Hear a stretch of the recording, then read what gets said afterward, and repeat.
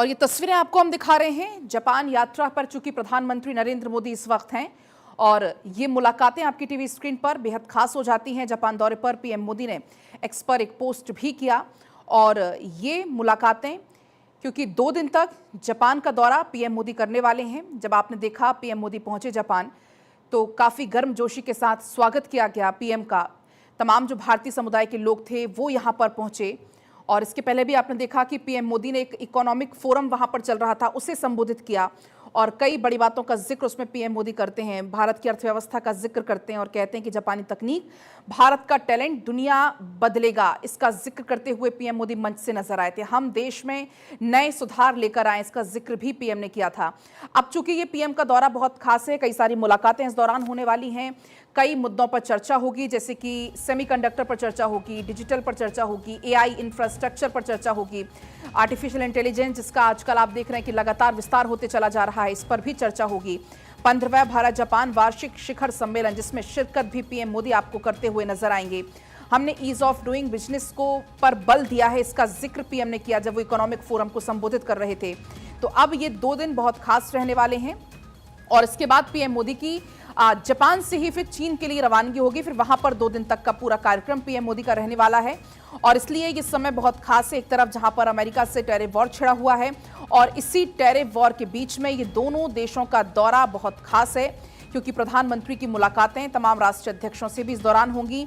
Japan के 2 दिवसीय दौरे पर पीएम मोदी हैं। व्यापार, निवेश, रक्षा, विज्ञान, तकनीक और संस्कृति पर चर्चा की जाएगी। जापान में उद्योगपतियों और राजनीतिक नेताओं से लगातार बातचीत, मुलाकात का दौर अब देखने को मिलने लगा है। 15वें भारत जापान वार्षिक शिखर सम्मेलन है जिसमें पीएम मोदी शिरकत कर रहे हैं।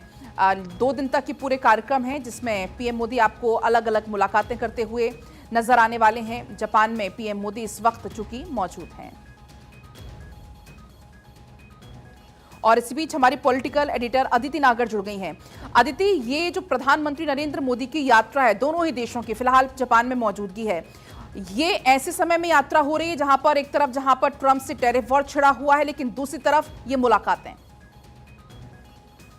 बहुत ही स्ट्रेटेजिक ये मीटिंग है। देखिए, जापान के रिश्ते अमेरिका से बहुत अच्छे हैं लेकिन जापान भारत से रिश्तों को प्रगाढ़ करने के लिए कितना प्रतिबद्ध है ये हमें उनकी बॉडी लैंग्वेज, उनके भाषण से लगातार नजर आ रहा है। भारत भी ऑल्टरनेट ढूंढ रहा है। तो ये मुलाकात जो है वो इस समय के लिहाज से बेहद महत्वपूर्ण है।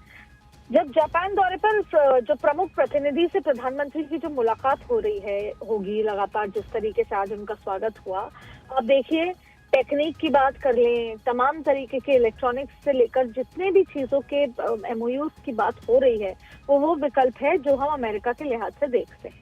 अब देखिए कि प्राइम मिनिस्टर इशिबा से जो मुलाकात है, मोदी और इशिबा की 15वें इंडियन जापान शिखर जो वार्षिक शिखर सम्मेलन एनुअल समिट में पहली बार औपचारिक वार्ता कर रहे हैं। ये बैठक दोनों देशों के विशेष रणनीतिक और वैश्विक साझेदारी के नए आयाम देने के लिए आयोजित की गई है। अब देखिए, दोनों जो नेता हैं वो रक्षा, व्यापार, तकनीक, नवाचार, क्वाड, सहयोग और जलवायु, इसके साथ साथ अन्य वैश्विक और क्षेत्रीय जो मुद्दे हैं उस पर विस्तृत चर्चा करेंगे।